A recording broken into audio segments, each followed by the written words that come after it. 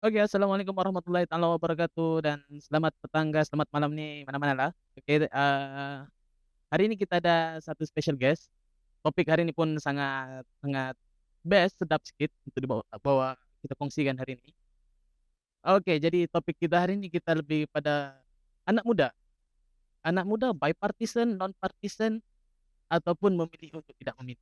Oke, jadi, sebelum kita pergi lagi panjang, kita berkenalan dulu dengan kita punya guest hari ini. Guest kita ini sangat spesial, salah satu saya punya kawan dan sekarang tengah melanjutkan pengajian di, sebuah universiti tempatan dalam pengajian sains politik, betul nggak? Betul betul betul. Oke, nggak mau bicara panjang, oke, dengar sedikit, kenalkan diri sedikit. Nama saya Muhammad Ashraf bin Yusuf, berasal dari Lahadatu, berumur 30 tahun, Oke, kerjanya sebuah bisnis diri ya, oke, pendidikan sendiri. oke, dimaklumkan Cap kau masih lagi dalam proses orang kata tengah belajar kan, postgrad kan? Iya betul. Boleh ceritakan sedikit, background apa? Sekarang ini saya ongoing untuk buat PhD dalam bidang sains politik di salah sebuah universiti tempatan di Malaysia. Oke, sebelum nih PhD, master dulu buat apa? Research kah? Apa enggak? Master dulu, buat research berkenaan dengan government and political science. Oh, kerajaan dan juga sains Ya. politik. Masa degree dulu memang background sains politik juga atau daripada undang-undang kah ataupun Oh bukan, waktu degree dulu saya buat hubungan antarabangsa, oke, IR, IR. International Relation. And then master saya buat itulah governance and political science. Oh, governance, ingatkan government. Oke, oke, oke. Salah dengar. Oke. Alright, disebabkan kita punya guest hari ini pun daripada background orang kata study politik, sains politik. Biasanya kita dengar sains ini biologi, fisik, and kimia kan, astronomi. Tapi secara tidak langsung sebenarnya semua yang hidup kan, setiap mana sistem setiap hari kita nih kan, itu adalah sains. Kita ada sains sosial, kita ada sains manusia, dan uniknya lagi macam mana politik pun kita panggil dia sains politik. Oke, berbalik kepada kita punya topik hari ini, pasal anak muda. Kan, baru-baru ni masa PRU lah, kita recap balik PRU sebelum ni, di mana, anak muda di Malaysia ni antara pengundi yang teramai kan, Mhm. dalam dalam dia punya carta antara pengundi teramai di Malaysia ni adalah dari kalangan, belia lah, di mana mereka yang berusia 40 tahun dan ke bawah. Tapi sayangnya, angka yang paling ramai ini juga adalah dari kalangan orang yang paling ramai, golongan yang terpaling ramai tidak turun mengundi. Jadi sebenarnya kenapa hal ini terjadi? Kenapa yang bersemangat dalam politik sekarang kalau kita tengok perhimpunan politik yang ramai orang-orang tua ya, veteran-veteran, ya, kenapa kurang penglibatan anak muda nih sebenarnya, belia-belia nih? Coba ceritakan, kita boleh kongsikan sedikit. Eee, secara pribadi saya lihat kalau kita melihat pada, penglibatan anak muda dalam politik, walaupun beratus turun mengundi anak muda pada pilihan raya umum yang lalu agak sedikit mengecewakan, namun sebenarnya kalau kita lihat dari satu sisi yang lain, penglibatan anak muda ni sudah mulai aktif sejak beberapa tahun kebelakangan ini. Oke, Kita gelar literasi politik.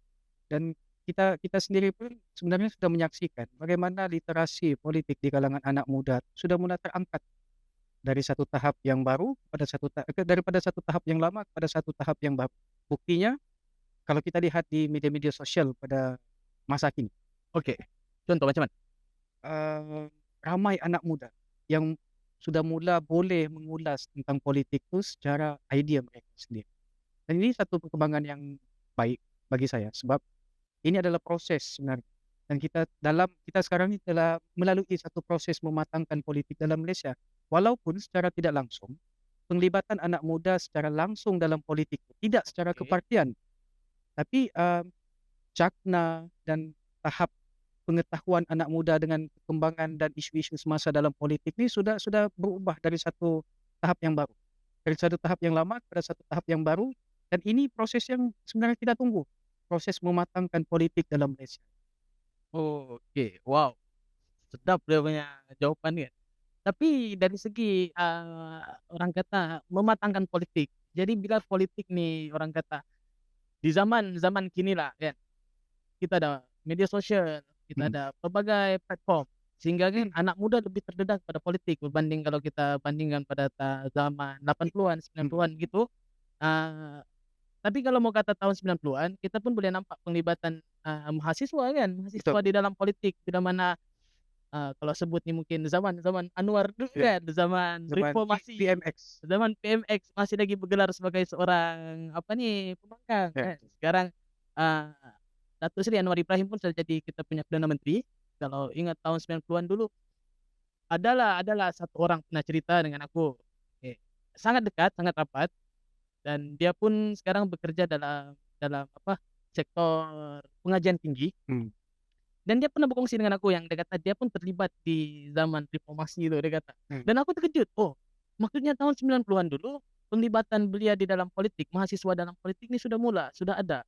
Namun kita lihat, orang kata quality belia yang sekarang kan, yang akan datang. mhm. Adakah adakah ini quality belia yang kita mau kan untuk orang kata meneraju dalam politik kita, sehingga kan maaf saya katakan, kalau oligarki kan golongan-golongan yang sudah bertapak lama dalam politik nih, orang-orang lama kan. Mereka mengatakan, menyimpulkan bahwa beliau hari ini tidak bersedia untuk duduk di dalam satu satu orang kata kedudukan yang sama dengan mereka kan. Mhm. Sehingga kan ada sayap-sayap belia, ada sayap-sayap wanita, dan wajarkah kalau perkara itu dihapuskan? Sayap wanita, sayap belia, jadikan satu satu entiti saja. Coba coba. Oke, kalau kita lihat, apa yang saudara katakan tadi tentang peranan belia, Oke. penglibatan belia sewaktu zaman BMX pun kita sudah lihat bagaimana mahasiswa begitu aktif dalam dalam gerakannya dan sebenarnya semua ini adalah proses. Pada saya semua ini adalah proses. Apa yang berlaku pada zaman zaman tahun 90-an, 80-an dan ataupun awal 70-an Ya, betul betul. adalah satu proses yang berbeza dengan proses yang ada pada hari ini. Belia yang ada pada hari ini sebenarnya adalah golongan yang lebih modern Oke berbanding dengan, belia pada pada satu ketika masa dahulu dan kita kena paham bahwa ini adalah proses. oke. Budaya pada waktu itu berbeza dengan budaya yang ada pada waktu ini. Sebab itu secara, kalau pada pandangan pribadi saya, eee, generasi yang ada pada hari ini ada, telah wujud perkembangan, bukan juga ideologi tapi lebih kepada budaya dan cara politik dengan, yang berbeza. Golongan belia yang ada pada hari ini Oke.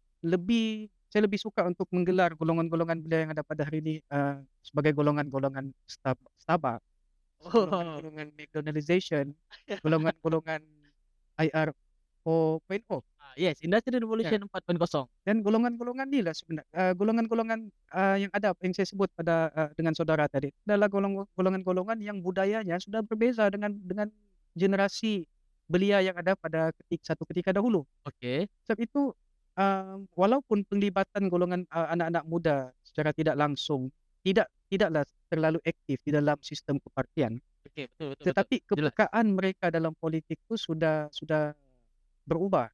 Oke Tahap literasi mereka pun sudah berubah. Tidak sama sebenarnya.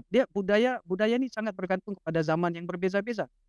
Jadi apa yang berlaku pada hari ini, kalau kita mau compare pun dengan apa yang berlaku dengan golongan mahasiswa, gerakan ya. mahasiswa pada zaman awal 80-an, 90-an itu, kita tidak boleh samakan budaya yang ada pada satu ketika dahulu dengan budaya yang ada pada ketika hari ini. Lepas itu, berbalik pada soalan saudara berkenaan Sayap wanita sayap dengan sayap wanita, pria. sayap belia, apa semua sama ada perlu diteruskan ataupun tidak diteruskan. Relevan atau tidak? Ini soal tradisi. Ini Tradisi. soal tradisi dan kita meyakini bahwa setiap daripada kita ini ada peranannya, baik wanita, baik putri, baik pemuda. Dan seiring dengan perkembangan zaman, sebenarnya kita pun paham bahwa keperluan kita untuk, menarik hati golongan belia ini sebenarnya bukan sekedar pada hari ini, tapi sudah sejak dahulu lagi. Sebab itu Oh, saya rasa ianya adalah satu tradisi dan inisiatif sama, dalam dalam konsep kepartian, oke mereka akan menggunakan apa cara sekalipun untuk approach golongan-golongan ini, hatta sama ada kita mahu menubuhkan sayap ataupun tidak. Tapi oke pendekatan yang sebenarnya yang dibuat oleh mana-mana parti pun dia ada sayap lah, oke. UMNO ada pemudanya, Barisan ada Wira, Bersatu ada Armada, JRS ada Pemuda tak silap saya, PAS pun ada dia punya sayap pemuda apa Ya, semua. Dan pendekatan-pendekatan yang dorang ambil ini adalah pendekatan untuk approach golongan-golongan anak muda. Sebab, ini adalah inisiatif dan kita kita sedar bahwa peningkatan jumlah undi apa semua ni memberi kesan yang besar kepada parti mana yang akan menerajui negara pada satu masa yang akan datang. Oke, seterusnya,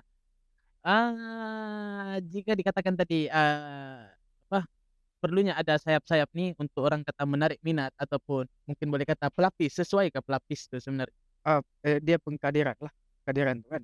Saya rasa dia, bila kita berbahas soal sayap di dalam sistem kepartian, dia dia satu benda yang perlu sebenarnya sebab tanggungjawab untuk approach, golongan-golongan tertentu ni tidak boleh diletak pada induk semata-mata dan ia kena dipecahkan dan ia menjadi tanggungjawab setiap orang di dalam parti. That's Oh, why pemuda perlu ada, wanita perlu ada, puteri pun perlu ada dan masing-masing ada peranan dan golongan sasar mereka sendiri. oke oke oke, paham paham, oke. Sebab sebab pernahlah dengar dulu kan, adalah satu orang nih pernah kata, dia bahas parlimen kalau ndak silap. Penting penting untuk kita, kenapa kita perlu melihat bagaimana relevannya sayap yang ada di dalam sistem kepartian. Ialah macam yang saudara sebut sebentar tadi, berkenaan dengan peratus jumlah pengundi anak Betul? muda yang semakin tinggi. Walaupun semakin tinggi, tetapi penglibatan mereka dalam politik, politik ni kita tidak boleh lihat secara kepartian semata-mata. Oke, Sebab paham paham, betul. dalam politik ni, elemen-elemen yang wujud dalam politik ni salah satu dalam Malaysia ni adalah proses pilihan raya tu. Ok Dan proses pilihan raya tu sebenarnya sama ada kita mau tarik dia untuk turut serta dalam parti kita, itu perkara nombor 2.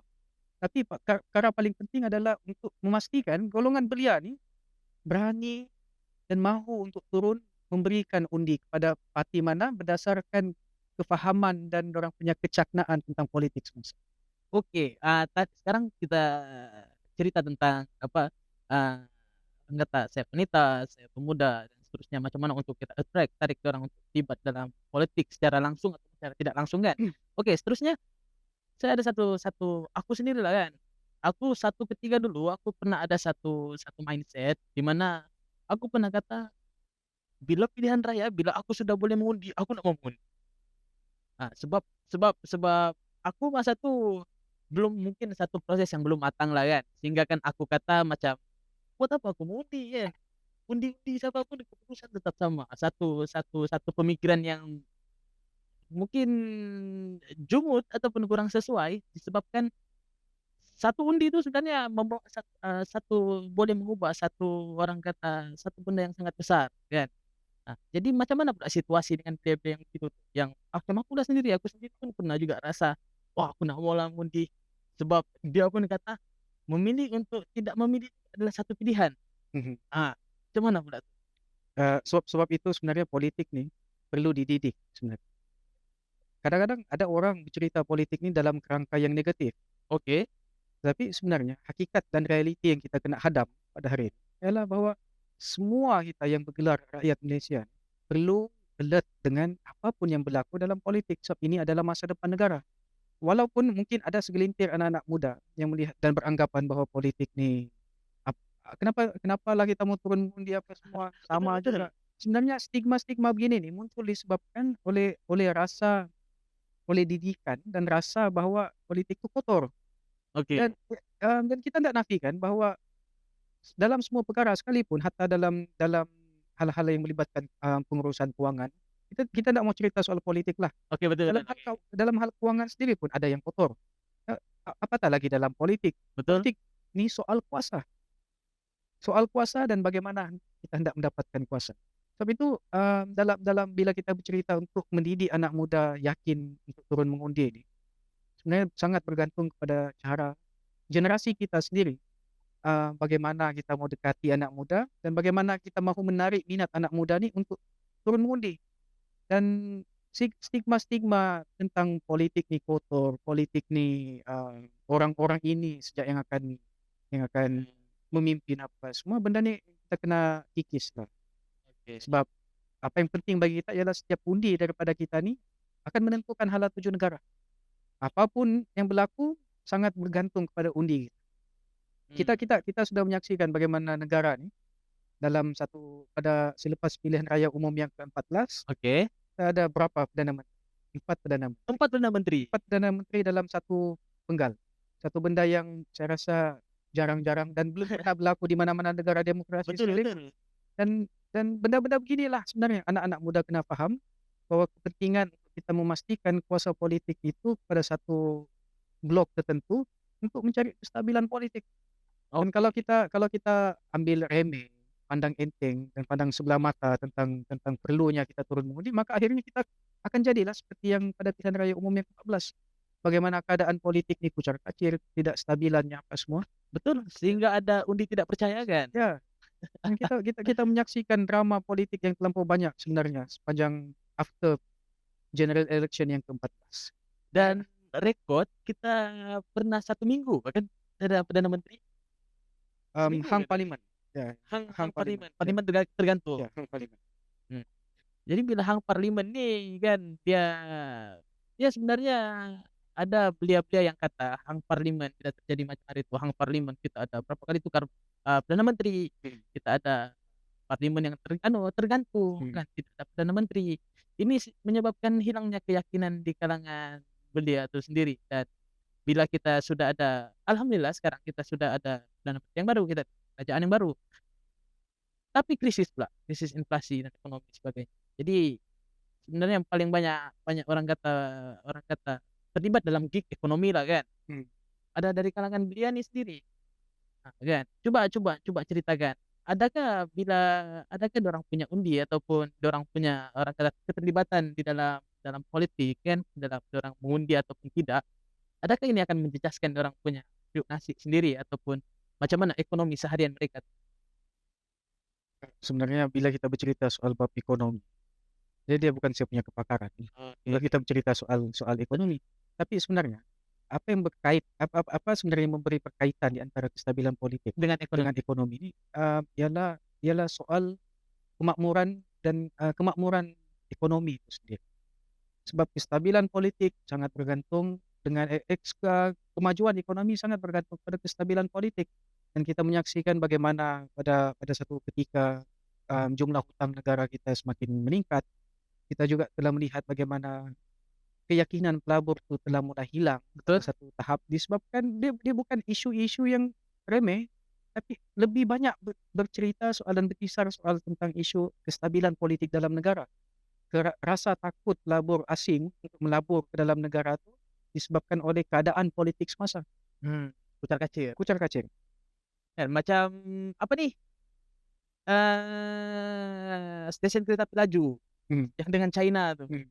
kan berapa kali bertukar kerajaan, kan apa statusnya pun, kan mungkin ini meleset, Itu saya rasa kita kena itu bincangkan di kena satu bincang, slot topik yang topik yang berbeza. lain lah, slot base. Oke, kita balik, pada roots tadi kan, penglibatan belia dan anak muda. Oke, macam aku sendiri, eee Aku aku meletakkan diriku dekat mungkin aku non partisan gitu, ya. Aku tidak bertaklid ataupun berbaiat dengan mana-mana parti.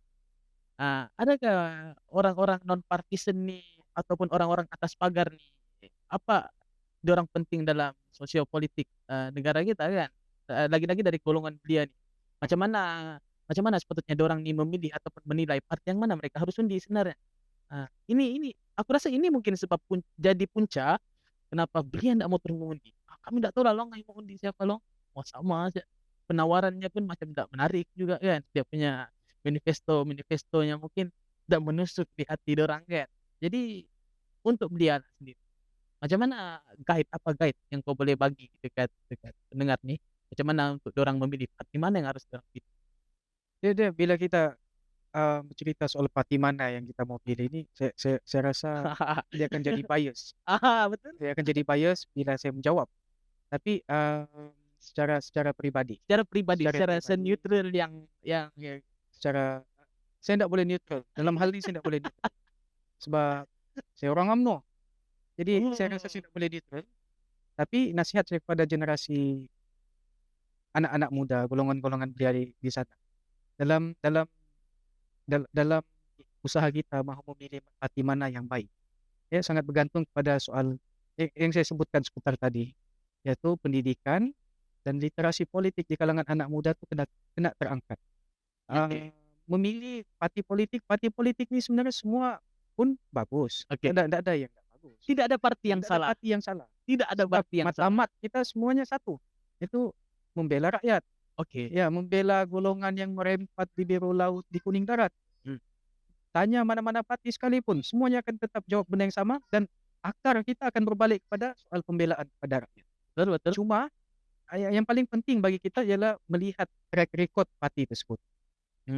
Parti mana yang lebih perform dan parti mana yang lebih membawa untung dan parti mana yang lebih beri manfaat pada rakyat. Ini yang sebenarnya jadi kayu ukur kita. Dan tadi saya berbalik soalan saudara tadi berkenaan bagaimana Macam mana untuk memilih? untuk memilih. Penilaian lah orang kata. Penilaian yang terbaik ialah berpandukan kepada kalau kita seorang Islam, kita berpandukan kepada cara bagaimana Islam itu menekankan garis pandu memilih seorang pemimpin. Oke. Selagi mana dia memberi manfaat yang baik, maka saya rasa tidak ada masalah untuk memilih mana-mana parti. Dia sangat bergantung kepada soal cara anak-anak muda itu berpikir juga. Oke. Sebab tugas kita ialah untuk menarik undi. Dan cara kita untuk menarik undi ini ialah dengan menjual produk yang kita boleh tawarkan kepada pengundi di luar sana. Apa penawaran? Dan dia bergantung lah. Macam kita ambil dia sebenarnya bagi saya mudah saja. Kita kena cek track record. Parti mana yang lebih memberi manfaat dan parti mana yang sebenarnya tidak memberi manfaat. Oke, tapi kita bercerita dengan kita ambil Sabah lah sedikit kan. Oke, kalau kita lihat pada track record pada satu parti yang sebelum nih, kita sudah belum lah. Berapa tahun pemerintah sebelum Sabah? Siapa? UMNO, UMNO, ABN. ABN. Mau dalam 20 tahun juga. 20 lepas berjaya kan? Oke. Ada yang kata after 20 years apa pembangunan yang dibawa kepada Sabah sebenarnya. Dan oke lah. Pembangunan Sabah ini perlahan, and sebab apa sebenarnya? Adakah sebab Sabah ini terlalu luas? Adakah sebab Sabah ini terlalu besar? Adakah sebab mungkin sensitif lah sedikit, tapi beli apa di YouTube kan, ada yang pernah kata ada eksploitasi lah daripada parti ini, hasil-hasil bumi Sabah apa semua, ataupun itu hanyalah orang kata hujah-hujah politik semata-mata. Macam mana? Sabah ni unik sikit. Dia unik sikit. So kita ada banyak parti yang pernah memerintah dalam negeri Sabah. Jadi kebanyakan apapun yang dilontarkan oleh pihak-pihak luar tentang parti ini memerintah zaman berjaya, zaman Barisan Nasional, zaman warisan kah, hatta zaman sekarang nih lah yang GRS nih, gabungan Gagasan Rakyat di Gabungan Rakyat Sabah. I don't know lah, GRS nih. Setiap parti politik ataupun blok-blok politik ini dorang ada modal politik masing-masing. Oke. Zaman BN lawan kita ada modal politik. Jadi apapun yang dilontarkan itu sebenarnya ialah lebih berkisar soal modal politik. Banyak isu-isu yang dilontarkan isu-isu yang berkait soal modal politik. Di Sabah ni unik sebenarnya. Di Sabah ni kita banyak isu dan tapi isu yang paling besar lebih banyak soal identiti. Oke lah. Dapat. Ini topik nih kalau kamu mau dengar kita bawa ke slot yang lain. Sebelum tuh, saya kalaupun kita mau bawa ke slot lain, tapi saya mau tekankan sedikit. Di Sabah ni kita kena paham bahwa wujud politik identity. Politik identity itu apa? Politik identity ini adalah mengkelaskan orang pada mengikut kadar politiknya. Sama ada cara pengkelasan tuh bergantung kepada bangsanya, agamanya, warna bendera politiknya ataupun sebagainya. Di Sabah ni kita nampak benda-benda ni wujud. Kadang-kadang ada politik bangsa, ada juga sedikit bermain dengan politik agama, ada juga sedikit bermain dengan politik geografi, pantai barat, pantai timur, dan dia unik. So, bila kita bercerita soal politik Sabah ni sebenarnya kita rasa banyak benda yang kita boleh ceritakan tentang politik Sabah. Dia panjang dan kita kena faham bahawa kita kena bezakan soal identiti politik dengan politik identiti.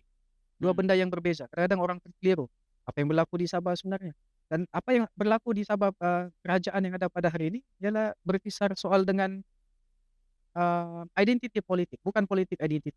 kita pun tidak jelas tentang bagaimana identiti politik di negeri Sabah pada hari ini. Oke. Sebab apa yang aku tahu sekarang nih, Sabah maju jaya. Sabah maju jaya. Kita sokong. Agenda yang penting untuk rakyat kita sokong. Siapa ndak mau maju jaya kan? Ya, untuk Sabah maju dan jaya.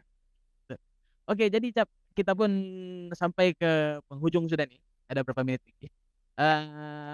Any final word untuk para belia dekat luar sana yang masih berpikir-pikir ataupun masih tercari-cari identiti politiknya sendiri, apa yang dia mau undi, apa nasihat, apa your last word, your final word untuk dorang? Untuk anak-anak muda yang ada di Sabah, eee, sebelum kita menilai perjalanan politik suatu parti ataupun blok-blok parti tertentu, penting bagi kita untuk mengkaji. Dan saya rasa anak-anak muda yang ada pada hari ini cukup cakna, cukup celik dalam politik. Dan saya mengharapkan bahwa pelibatan anak-anak muda di dalam negeri Sabah dalam politik ini kita perkasakan. Sama ada di dalam sistem kepartian ataupun di luar sistem kepartian itu sendiri. Oke, Macam yang saudara sebut tadi soal bipartisan ataupun non-partisan. non-partisan. Ya, sama ada bipartisan, non-partisan sekalipun, anak-anak muda di Sabah ni kena terlibat tidak secara langsung ataupun tidak langsung dalam politik, bukan soal untuk parti ataupun diri kita, tapi soal bagaimana kita hendak menentukan hala tuju negeri kita yang tercinta. Alright. Aduh. Jadi oke, mungkin topik malam ini agak serius ataupun atau agak Kita boleh jadi santai sebenarnya. boleh jadi Coba santai. Tapi lepasnya kita akan bawa lagi banyak isu. Antaranya mungkin kadar gaji kan? kadar gaji, isu elektrik, isu Air, air, jalan. jalan. Jadi sebenarnya kita boleh ulas banyak, tapi di slot yang berbeza lah. Oke. Jadi baiklah kita sampai sini saja, sampai sini sajalah kata orang pada Timur Sabah. Jadi insyaallah kita jumpa lagi di lain hari, di lain masa. Jadi keep engagement, kalau ada apa-apa yang kamu rasa ada yang kamu mungkin mau tambah ataupun percanggahan pendapat di antara aku punya pendapat dengan si Acap punya pendapat, boleh komen. Dan kalau mungkin rasa mau duduk, datang bertamu sekalipun, ndak apa. Yang penting jangan muak berpolitik. Oke, baik. Oke. Assalamualaikum. Bye-bye.